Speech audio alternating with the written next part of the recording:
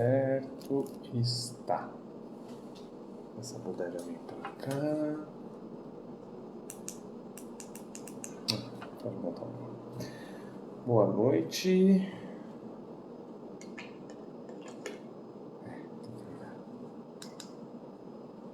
Mais uma noite de leitura, História Geral da África. Hoje sem a Débora, que está com os amiguinhos dela de gastronomia na FIPAM, se divertindo lá, fazendo vitrine, montando stand, fazendo receitas. Então, hoje é nós. 34ª leitura, capítulo 8. E eu parei na página 183. Na última leitura nós falávamos sobre a cultura europeia que queria conhecer os rituais africanos sem participar da ritualística, sem adentrarem nos processos ritualísticos e fazerem parte da cultura através do rito de passagem. Então, muitos estudiosos europeus quiseram conhecer a cultura africana, mas não se permitiram participar da ritualística para serem incorporados àquela cultura através do rito de passagem. Queriam apenas assistir, acompanhar e relatar, registrar. Isso acabava gerando uma postura por parte dos iniciadores, dos tradicionalistas africanos, que era o de pôr na palha. Era um termo que eles utilizavam, ou seja, contar histórias, mas não revelar os segredos a quem não estivesse disposto a participar e a cumprir as regras ritualísticas. Essa foi a última leitura que nós fizemos e a gente retoma daí. Bora lá. A fórmula pôr na palha, que consiste em enganar uma pessoa com alguma história improvisada, quando não se pode dizer a verdade, foi inventada a partir do momento em que o poder colonial passou a enviar seus agentes ou representantes com o propósito de fazer pesquisas etnológicas sem aceitar viver sob as condições exigidas. Muitos etnólogos foram vítimas inconscientes desta tática. Quantos não pensavam ter compreendido completamente determinada realidade quando, sem vivê-la, não poderiam verdadeiramente tê-la conhecido? Exatamente esse ponto que a gente parou. Além do ensino esotérico ministrado nas grandes escolas de iniciação, por exemplo, como ou as demais já mencionadas, a educação tradicional começa, em verdade, no seio de cada família, onde o pai, a mãe ou as pessoas mais idosas são ao mesmo tempo mestres e educadores e constituem a primeira célula dos tradicionalistas. São eles que ministram as primeiras lições da vida, não somente através da experiência, mas também por meios de histórias, fábulas, lendas, máximas, adágios e etc. Os provérbios são as missivas legadas à posteridade pelos ancestrais. Existe uma infinidade deles. Certos jogos infantis foram elaborados pelos iniciados com o fim de difundir ao longo dos séculos certos conhecimentos esotéricos cifrados. Citemos, por exemplo, o jogo do Banangalô, no Mali, baseado em um sistema numeral relacionado com os 266 Sikiba, ou signos, que correspondem aos atributos de Deus. Olha que legal! Existe um jogo chamado Banangolô, que é do Mali, que se relaciona com o numeral de 266 Sikiba, que são signos, e correspondem aos atributos de Deus. Eu não sei se aqui signos é signo como a gente entende no sentido zodiacal, ou são 266 signos no sentido de signos, significados. Signo que compreende toda uma sistemática, toda uma história, todo um conteúdo que pode ser condensado e apresentado na forma de um símbolo, nesse caso um símbolo. Então, não sei se é esse signo que ele está falando. Talvez seja um signo mais parecido com o que a gente compreende com o zodíaco. Não sei. Mas o simples fato de a iniciação começar pela base familiar, começar no seio da família, no seio da casa, e a cultura já começar a ser transmitida de toda essa ritualística, de todo esse processo de passagem através das práticas familiares para se estender depois para que um tradicionalista realmente inicie a passagem, é bem interessante, porque isso lembra... Então é isso. E jogos como forma de ensinar, jogos, contos, lendas. Na leitura da psicanálise a gente talvez entre nisso, que é na semana que vem, mas essa importância da lenda, dos símbolos, do conto de histórias, dos contos de fada, para realmente transmitir uma mensagem que cada criança, e aqui a gente está voltando para a criança, né, tem a sua forma de receber e de trabalhar. Continuando. Por outro lado, o ensinamento não é sistemático, mas ligado às circunstâncias da vida. Este modo de proceder pode parecer caótico, mas em verdade é prático e muito vivo. A lição dada na ocasião de certos acontecimentos ou experiência fica profundamente gravada na memória da criança. Caramba, isso daqui me lembra o conceito de inteligir, na linha de inteligência. E o conceito de inteligir, ele está ligado a isso, a capacidade de ler os sinais, de ler o contexto e se posicionar diante dele, que vai dar significado também à inteligência, a capacidade de ler, interpretar e se relacionar com as situações. Eu acho bem interessante. Deixa eu vir mais pra cá, porque eu acho que o sinal da internet tá uma merda, infelizmente. O sinal da internet não tá funcionando, o cabo de conexão não tá funcionando. Hoje tá tudo. Aí, agora funcionou. Vou trazer mais pra cá, porque eu tô achando que a internet tá louca pra parar de funcionar. Vou vir pra cá, meu marcador vem pra cá. Bom, beleza. Vai ficar um pouco mais escuro, mas paciência. Eu tô com péssimo sinal aqui. Tá ótimo. Deixa eu ver se tá bom. Se pelo menos tá acessando. Bom, tá acessando melhor. Vamos ver se dá certo, tá? Então, o conceito de inteligir é muito legal. Como é que se desenvolve a inteligência, a capacidade de interpretar situações, interpretar acontecimentos, interagir com ele e conseguir transferir esse conhecimento, essa aprendizagem de uma realidade para outra. Então, o conceito de inteligência está ligado a isso.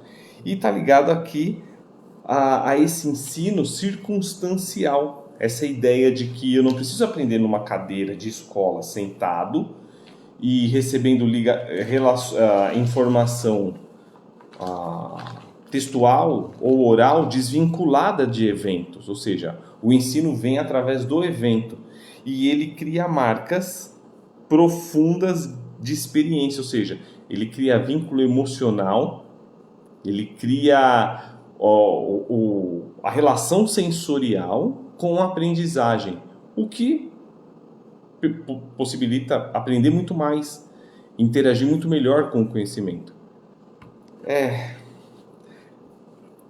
cultura africana, né? Se os europeus não fossem lá tirar só ouro, ou como aconteceu na reportagem da BBC, né? A BBC fez uma reportagem, BBC Brasil. Eu inclusive baixei o vídeo para passar e fiquei maluco com que são os registros das atrocidades cometidas pela intervenção belga no Congo. E é fogo, né? Se a gente for estudar como é que se constitui a riqueza das nações, se a gente constituir a história da riqueza das nações, a gente vai entender que o bem-estar social europeu foi forjado com sangue, com lágrima e com o corpo de africanos e de indígenas, no caso das Américas, indígenas americanos, para a construção dessa sociedade confortável europeia. E como isso é pesado. A base de tortura, a base de assassinato, mutilação. O caso era de mutilação, não só de adultos, mas de crianças, de filhos, para punir os pais. E isso, Bélgica, essa nação, né, essa nação desenvolvida, essa nação culturalmente superior, com a cultura europeia, onde muitos, inclusive brasileiros, querem viver. Nenhuma nação enriquece do nada. Nenhuma nação enriquece sem que alguém pague o preço. E é lógico, ninguém se importa com a pele preta porque ela já foi desclassificada culturalmente. Mas foram os belgas, os congoleses, quem pagaram pela riqueza, pelo desenvolvimento belga. Eles pagaram com a vida. E é sempre bom a gente lembrar o que aconteceu, né? O que os franceses fizeram, os italianos fizeram no norte africano, o que os ingleses fizeram, o que as investidas portuguesas fizeram. É sempre bom lembrar que não é de graça que eles chegaram no patamar que chegaram. A Alemanha também participou disso, não está isenta disso. Inclusive estava devolvendo artefatos de algumas nações. Mas há uma cultura que tentou ser destruída e que tem um outro tipo de educação, e é isso que a gente está aprendendo aqui. Essa educação... Caracas, isso lembra muito Paulo Freire. Essa educação baseada na vida, na contemporaneidade e através da relação circunstancial, ou seja, o professor consegue fazer essa análise, ele consegue inteligir a situação, transformar ela no ensinamento e permitir que quem está recebendo sinta, não só receba intelectualmente, mas receba através da presença, da vivência, da emoção e dos sentimentos. Isso é uma forma de ensino. Inclusive, a escola construtivista, muito aclamada aqui no Brasil, segue exatamente essa linha, que é uma linha de cultura africana secular. Mas é lógico, né? Só é válido se passa pelo crivo europeu. Então, o construtivismo brasileiro, ele passa pelo crivo ou pela reformulação europeia e norte-americana. Falar de estadunidense não vale a pena, porque os Estados Unidos e Canadá também são colônias. Então, eles também têm muito da cultura europeia. A cultura estadunidense, norte-americana, estadunidense e canadense foi destruída. Os índios são encontrados cemitérios ilegais indígenas de crianças e de adultos no Canadá constantemente. E nos Estados Unidos a cultura indígena foi dizimada, assim como acontece aqui no Brasil. Então, ainda é cultura europeia. E aí, o construtivismo é aplaudido. Mas esse ensinamento circunstancial de vida secular passado pela cultura africana, esse não. Melhor adotar o sistema militar. Continuando, ao fazer uma caminhada pela mata, encontrar um formigueiro dará ao velho mestre a oportunidade de ministrar conhecimentos diversos, de acordo com a natureza dos ouvintes. Ou falará sobre o próprio animal, sobre as leis que governam sua vida e a classe de seres a que pertence, ou dará uma lição de moral às crianças, mostrando-lhes como a vida em comunidade depende da solidariedade e do esquecimento de si mesmo, ou ainda poderá falar sobre conhecimentos mais elevados, se sentir que os ouvintes poderão compreendê-lo. Assim, qualquer incidente da vida, qualquer acontecimento trivial, pode sempre dar ocasião a múltiplos desenvolvimentos. Pode induzir a narração de um mito, de uma história ou uma lenda. Qualquer fenômeno observado permite remontar as forças de onde se originou e evocar os mistérios da unidade da vida, que é inteiramente animada pela Se, a força sagrada primordial, ela mesma um aspecto do Deus Criador. Na África, tudo é história. A grande história da vida compreende a história das terras e das águas, geografia, a história dos vegetais, botânica e farmacopeia, a história dos filhos do seio da terra, mineralogia, metais, a história dos astros, astronomia e astrologia, a história das águas e assim por diante. Na tradição da savana, particularmente nas tradições Bambara e Peu, o conjunto das manifestações da vida na Terra divide-se em 3 categorias ou classes de seres, cada uma delas subdividida em 3 grupos. Na parte inferior da escala, os seres animados, os chamados seres mudos, cuja linguagem é considerada oculta, uma vez que é incompreensível ou inaudível para o comum dos mortais. Essa classe de seres inclui tudo o que se encontra na superfície da Terra, areia, água e etc. Ou que habita o seu interior, minerais, metais e etc. Dentre os inanimados mudos, encontramos os inanimados sólidos, líquidos e gasosos, literalmente fumegantes. No grau médio, os animados móveis, seres vivos que não se deslocam, os animados imóveis. No grau médio, os animados imóveis, seres vivos que não se deslocam. Essa é a classe dos vegetais, que podem se estender ou se deslocar no espaço, mas cujo pé não pode mover-se. Dentre os animados imóveis, encontramos as plantas rasteiras, as trepadeiras e as verticais, estas últimas constituindo a classe superior.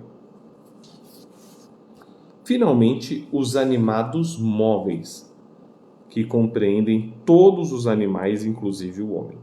Os animados móveis incluem os animais terrestres, com ou sem ossos, os animais aquáticos e os animais voadores. Ok. Tudo que existe pode, portanto, ser incluído em uma dessas categorias. De todas as histórias, a maior e mais significativa é a do próprio homem, simbiose de todas as histórias, uma vez que, segundo o mito, foi feito com uma parcela de tudo o que existiu antes dele, todos os reinos da vida, mineral, vegetal e animal, encontram-se nele, conjugados a forças múltiplas e a faculdades superiores. Os ensinamentos referentes ao homem baseiam-se em mitos da cosmogonia, determinando seu lugar e papel no universo e revelando qual deve ser sua relação com o mundo dos vivos e dos mortos. Explica-se tanto o simbolismo de seu corpo quanto a complexidade de seu psiquismo. As pessoas da pessoa são numerosas no interior da pessoa, dizem as tradições Bambara e Peu.